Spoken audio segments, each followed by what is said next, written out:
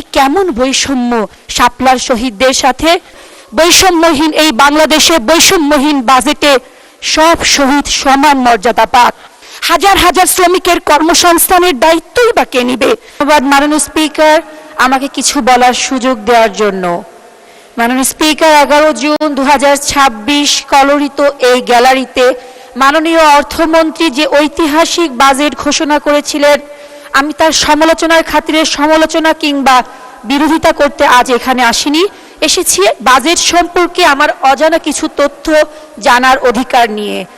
মাননীয় স্পিকার, 2026-27 অর্থ বছরের বাজেট বক্তৃতা এই বইটিতে 65 নম্বর পৃষ্ঠায় বাংলাদেশের বীর মুক্তিযোদ্ধা জুলাই যোদ্ধাদের জন্য কল্যাণে বাজেট উল্লেখ আছে, কিন্তু কোথাও নেই 5 মে 2013 শাপলার গণহত্যার শহীদদের স্বীকৃতি।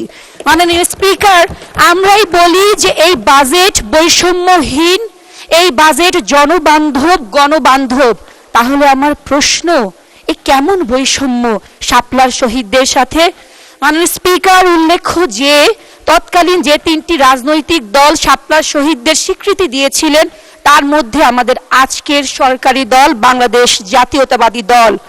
আরো উল্লেখ্য যে অন্তর্বর্তীকালীন সরকারের সময় স্থানীয় সরকার প্রকল্প তাদের বাজেট থেকে জুলাই যোদ্ধাদের সাথে 18 অক্টোবর 2025 শাপলার শহীদদের কয়েকটি পরিবারকে এককালীন অনুদান দেওয়ার কার্যক্রম শুরু করেছিলেন। তাই মাননীয় স্পিকার, আপনার মাধ্যমে মাননীয় অর্থমন্ত্রীর কাছে আমার বিনীত অনুরোধ, বৈষম্যহীন এই বাংলাদেশে বৈষম্যহীন বাজেটে সব শহীদ সমান মর্যাদা পাক। মাননীয় স্পিকার, এখন আমি চলে যাব টেক্সটাইল ইঞ্জিনিয়ার হিসেবে ব্যবসা বান্ধব আমাদের বাজেটটিতে। আমার অনেক মাননীয় বিরোধী দলের সংসদ সদস্য বলেছেন আমরা কেউ নাকি টেকনিক্যাল কোনো পয়েন্ট বলিনি, তাই আমি টেকনিক্যাল একটি পয়েন্টই বলছি। মাননীয় স্পিকার, আমাদের অর্থনীতির যে মূল চালিকা শক্তি, যা কিনা রপ্তানি আয়ের 85% এবং জিডিপির প্রায় 12% ধরে রেখেছে, সে আরএনজি এবং টেক্সটাইল খাতের সারা বছর বাজেটের দিকে তাকিয়ে থাকে শুধুমাত্র পলিসি সাপোর্ট, শুল্ক ছাড় নীতির জন্য। কিন্তু এই অর্থ বছরের বাজেটে সবচেয়ে বড় টেকনিক্যাল যেটা সংশোধন সৃষ্টি করেছে চেঞ্জটা, তা হচ্ছে বন্ড লাইসেন্স ছাড়া শুল্ক মুক্ত কাঁচামাল আমদানির সুযোগ বাড়ানো। এমনকি 30% যে ভ্যালু এডিশনের শর্ত ছিল তাও পুরোপুরি তুলে দেওয়ার প্রস্তাব এসেছে।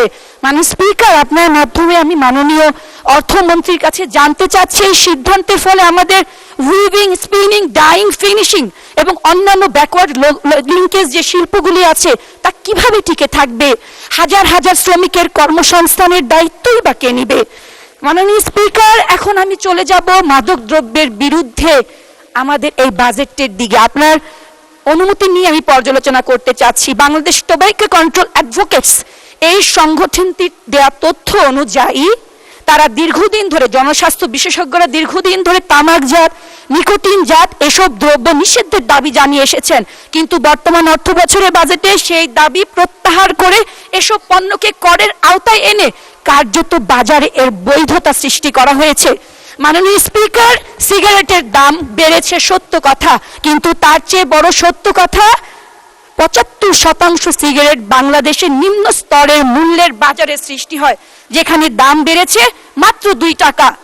এই মূল্যস্ফীতির প্রেক্ষাপটে এই বৃদ্ধিটা আমাদের নতুন প্রজন্মকে ধূমপানে কতটা নিরুৎসাহিত করতে হবে তাকে সত্যি ভাববার বিষয় নয়। মাননীয় স্পিকার, এখন আমি চলে যাব একটু শিক্ষা খাতে, সময় অনেক কম, যদি মেহেরবানি করে সময় দেন আমি কৃতজ্ঞ থাকব। তা হচ্ছে 14 জুন 2026 মোহাম্মদপুর 13 আসনের আমাদের মাননীয় সংসদ সদস্য বলেছেন বর্তমানে শিক্ষা বান্ধব বাজেটে শিক্ষার সাথে সরকার সংস্কৃতি, খেলাধুলা, বিভিন্ন প্রতিযোগিতার উদ্যোগ নিয়েছেন। নিঃসন্দেহে তার বক্তব্যের সাথে আমরা একমত, তবে তিনি একই সাথে বলেছেন আমাদের অনেকেই নাকি সংস্কৃতির বিরোধিতা করে। মানে স্পিকার, আপনার মাধ্যমে আমি আমার মাননীয় সংসদ সদস্যকে, প্রতিমন্ত্রীকে জানাতে চাচ্ছি, বিরোধিতা কখনো সংস্কৃতি তথা সুসংস্কৃতির সাথে হতে পারে না। বিরোধিতা হয় সংস্কৃতির নামে অপসংস্কৃতির সাথে। মাননীয় স্পিকার, আপনার মাধ্যমে মাননীয় অর্থমন্ত্রীকে সত্যিকার অর্থে বিনীত অনুরোধ জানাচ্ছি, এই যে শিক্ষা বান্ধব বাজেটটি সত্যিকার অর্থে যেন সুশিক্ষার জন্য কার্যকর হয়, যেখানে একাডেমিক শিক্ষার পাশে থাকবে নৈতিক শিক্ষা, মানবিক মূল্যবোধ এবং ধর্মীয় চেতনা, এবং বরাদ্দ থাকবে শিক্ষকদের মান উন্নয়নের জন্য পর্যাপ্ত দিক নির্দেশনা। কারণ মাননীয় স্পিকার, এডুকেশন উইথ হ্যাপি।